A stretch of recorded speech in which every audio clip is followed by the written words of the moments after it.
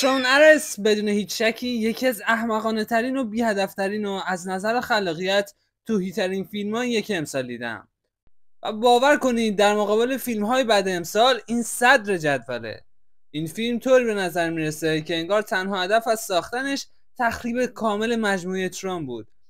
به سادگی همه چیزهایی که تو فیلم قبلی ساخته و آماده شده بودن رو نادیده میگیره و پاک میکنه. من خودم از سری قبلی فیلم ها یعنی ترون لگسی هم ایرادهای زیادی گرفته بودم، ولی در مقایسه با این اون فیلم واقعا شاهکاره. فیلم یه عالمه شخصیت جدید معرفی میکنه که انقدر هیجان انگیزن باید به افتخارشون نیم ساعت بالا بیاری. بازیگرا هم به اندازه پیشونی بلا رمزی کاریزما و دامنه احساسی دارن و تمام فیلم بر پایه یه ایده ساخته شده. اگه موجودات ترون بتونن وارد دنیای ما بشن باحال نمیشه؟ نه داداش، باحال نمیشه. این فیلم خودش بهترین مدرکش بود. مدرکی برای اینکه نه تنها نمیشه به دیزنی برای محافظت از آثار و مجموعه هایی که خرید اعتماد کرد، بلکه حتی نمیشه بهش اعتماد کرد که با دارایی های خودش هم درست رفتار کنه. دیزنی جان بی خیال شو بابا، بسته دیگه. خب حالا بیاین یه نقد و بررسی سریع راجع به این فیلم بریم که بیشتر از 4-5 دقیقه ارزش نقد کردن نداره.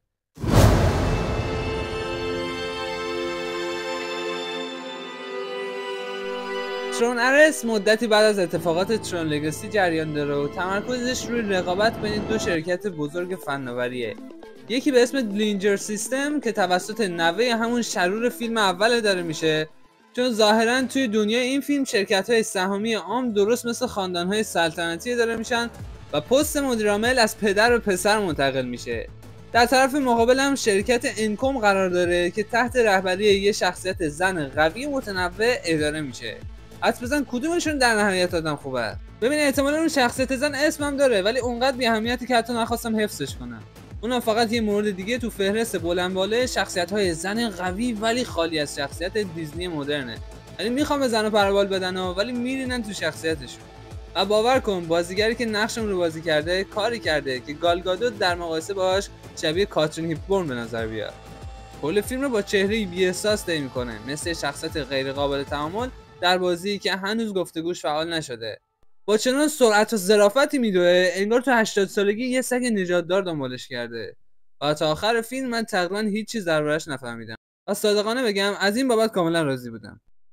اگه برات سوال شده که سم فیلن مدیرعامل تو پایان فیلم قبلی چی شده، باید بگم ظاهرا بازنشسته است. چون دلش خواسته لابد دیگه. منطقشون کلا در همین حد بود بچه‌ها. به هر حال هر دو شرکت دارن از نوعی فناوری لیزری جادویی استفاده میکنن تا چیزها رو از هیچ به وجود بیارن.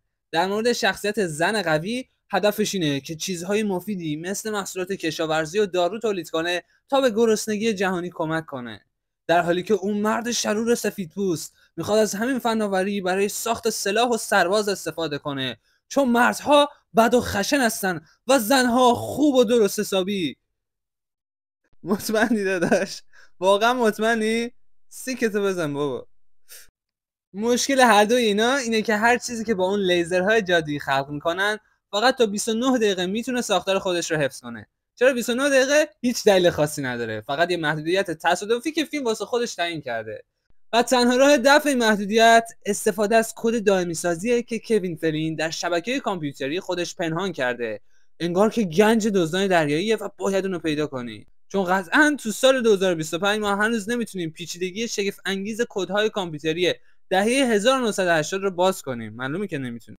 وقتی شخصیت زن قوی موفق میشه به اون کد دست پیدا کنه، مرد شرور سفیدپوست از لیزر جادویی استفاده میکنه تا آریس و یه برنامه کامپیوتری دیگه به اسم آتنا رو وارد دنیای واقعی کنه تا کد رو از مغزش بیرون بکشن، چون ظاهرا همچین کاری هم ممکنه انجام بشه. لعنت بهتون. اما متاسفانه یا شاید هم خوشبختانه آریس دچار تردید میشه، از برنامه‌ریزی خودش سرپیچی میکنه و با اون زن قوی و متنوع فرار میکنه. پس بعدش آتنا دنبالشون میره و از اون لیزرهای جادویی استفاده میکنه تا یکی از اون تانک‌های پرنده غول‌پیکر رو بسازه، با اینکه اون چندین برابر بزرگتر از ساختمونی بود که داخلش ساخته شده. یعنی یه ابزار ساختن توی ساختمونی که باز اون ساختمونه بزرگتره. خارم منطقه تو سرویس عزیزم. راستش نمیدونم چطوری قرار بود همچین چیزی جواب بده، ولی خب چه اهمیتی داشت. بی خیال، منطق فیلم ریده است. ادامه میدیم. بعدش همه چیز میره سمت نبرد بزرگ بین آریس و آتنا، جایی که اون حسابی شکستش میده. کد دامی سازی داخلش تزریق میشه تا تبدیل به یه انسان واقعی بشه و بعدش هم میره مکزیک تا زندگی جدیدش رو به عنوان عیسی مسیح کامپیوتری نوین شروع کنه. خدا به من رحم کن، چون من تجربه تماشای ترون آریس رو از سر گذروندم.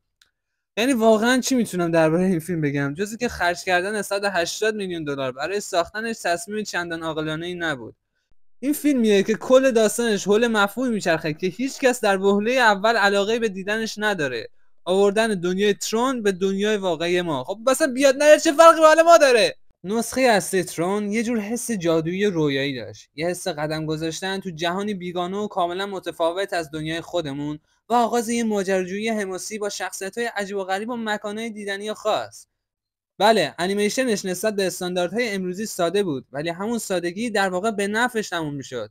اون فیلم در اصل بازنمایی تصویری از تعامل برنامه‌های کامپیوتری با هم بود.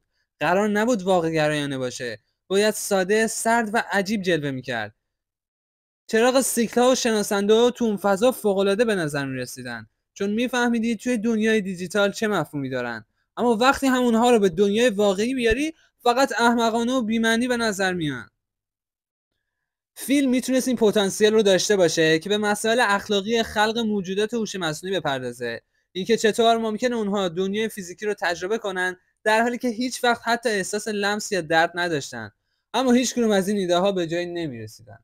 فیلمنامه اصلا علاقه‌ای به ادامه دادن اون مباحث فلسفی نداره، نه تا وقتی میشه یه تعقیب و گریز موتورسیکلت خفن دیگه داشت، یا یه شناسنده رو دید که مثل گودزیلا وسط شهر خرابکاری میکنه، با اینکه جورد لتو طوری رفتار میکنه انگار خودش یه منجی مدرن جهانیه.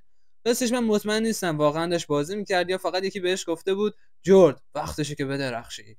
یعنی واقعا یه برنامه کامپیوتری که جسم فیزیکی گرفته چطور قراره توی دنیای واقعی زندگی کنه؟ بعد غذا بخوره، بخوابه، دچار خستگی یا پیری میشه، درد رو حس میکنه، آسیب میبینه؟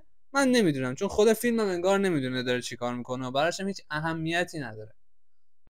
دیالوگ ها انقدر مستقیم و توضیحی هستن انگار داری توصیف صوتی صحنه ها رو گوش میدی. همه چیز رو مو به مو براش شرح میدن، مبادا حتی لحظه حواست پرت بشه. در واقع با نگاهی به گذشته شاید این کار تصمیم خوبی بوده، چون واقعا حواسم تا آخر فیلم بارها پرت شد. بازیگراش یه مجموعه غم انگیز از ستاره های افول کرده و چهرهایی که هرگز درخشان نمیشن. گراتا احتمالاً بیشتر به خاطر صدا پیشگی شناخته میشه و خب بهتره همون رو ادامه بده، چون تو زمینه بازی جلوی دوربین تقریبا هیچ حالت چهره‌ای قابل تشخیصی از خودش نشون نمیده. ایوان پیترز نقش آدم سفیدپوست شرور رو بازی میکنه که اونقدر شبیه نابغه شرور فیلم ایلین ارث هست که انگار یه کپی از هم دیگن. جودی ترنر اسمیت هم همون سطح از بازیگری رو ارائه میده که تو فیلم د اکولاس دیده بودیم و خب اگه اون فیلم رو دیده باشی خودت میفهمی دارم چی میگم. از طرف دیگه جیلیان اندرسون کاملا در نقشی بی هدف هدر رفته، نقشی که هیچ چیزی ازش نمیخواد و فیلمنامه حتی نمیدونه چرا اون شخصیت اصلا وجود داره. میتونست یه ضد قهرمان فوق العاده باشه، اما کی رو داریم گول میزنیم؟ ایده این که دیزنی یه زن رو در نقش منفی قرار بده از این هم غیر واقعی تره که جیمز گان روزی صادقانه درباره شانس موفقیت دنیای دیسی حرف بزنه. جف بریتز هم برای حدود 5 دقیقه ظاهر میشه، احتمالا فقط برای یه چک حسابی، چون واقعا نمیشه کمتر از این زحمت بکشه مگر اینکه بازیش رو فکس میکرد. در نهایت تروناریس فیلمیه که بعد از تمام شدنش فقط یه سوال توی ذهنم موند و حسابی ذهنمو درگیر کرد. سوالم اینه واقعا هدف این فیلم چی بود؟ و صادقانه بگم هنوز نمیتونم بهش جواب بدم. این فیلم فقط به یه دلیل ساخته شد: سوء استفاده از یه مجموعه قدیمی که خیلی عالی بود. یه بازسازی چرت، بی تمرکز و بدون خلاقیت از چیزی که قبلا خیلی بهتر از این انجام شده بود. فیلمی که نه چیزی به دنیای ترون اضافه میکنه، نه حرف تازه‌ای برای گفتن داره و نه چیزی جز 2 ساعت ملال‌آور و خسته کننده و چرت و پرت به تماشاگر تحویل میده. یه لطف بزرگ در حق خودت بکن، وقت تو حروم این فیلم نکن و به جای این کار اصلا برو نمیدونم تریاک بکش، ولی صرف این فیلم وقت تو حروم نکن. مرسی که تا اینجا ویدیو با من همراه بودی. یه روز با آرامش و بدون فیلم ترون ارس رو برات آرزو میکنم.